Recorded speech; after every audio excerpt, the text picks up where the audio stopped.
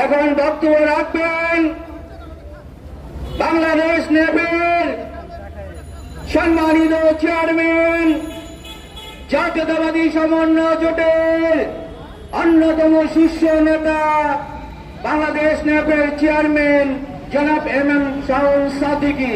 জনাব M M Shaon সাদিকী এখন বক্তব্য রাখছেন। বিসমিল্লাহির রহমানির রহিম।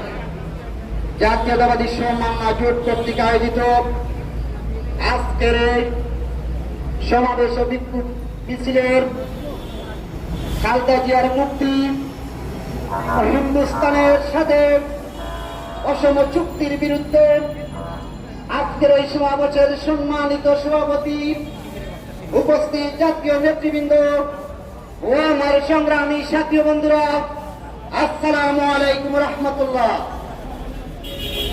প্রিয় সংগ্রামী সাথী বন্ধুরা, কথা অনেকে বলেছেন, আসলে কথা একটি, এই শ্রীমতী হাসিনা গান্ধীর বিরুদ্ধে এইভাবে শুধু সভা সমাবেশ করলে হবে না।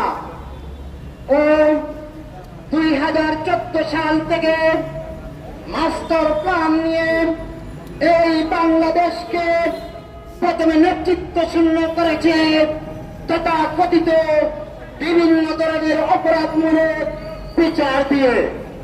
আজকে আবার দেশ নেত্রী বেগম খালেদা জিয়াকে এতদিন থেকে মিথ্যা মামলা দিয়ে জেলখানায় বন্দি রেখেছে। আমরা তার কাছে মুক্তি চাব না।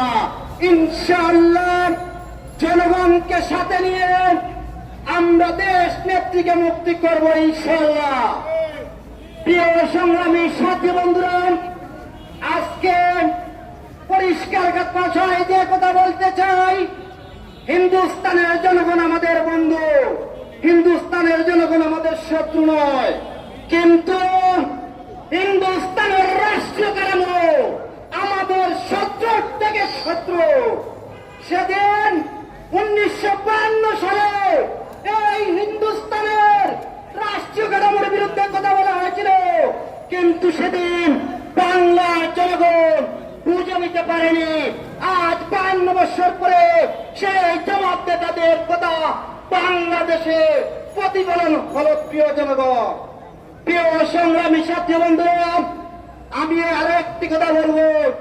আজকে কোটা সংস্কার আন্দোলন যে হচ্ছে, বাংলাদেশ নেপ সেখানে সমর্থন জানায়। কিন্তু একটি কথা, প্রিয় ভাই বোনেরা, কোটা সংস্কার আন্দোলন করে কতটুকু কি হবে রাষ্ট্রের জানি না। এখন জরুরি দরকার রাষ্ট্র সংস্কার করা, কারণ এই রাষ্ট্রের যে ক্যান্সার হয়েছে তা উঠতে গেলে উঠতে হবে।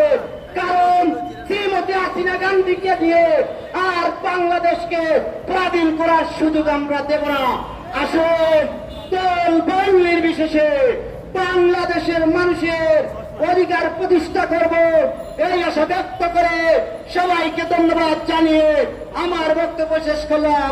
বাংলাদেশ জিন্দাবাদ, বাংলাদেশ নেপ জিন্দাবাদ, যোগ যোগ জিও তুমি, মাওলানা ভাসানী। সবাইকে ধন্যবাদ।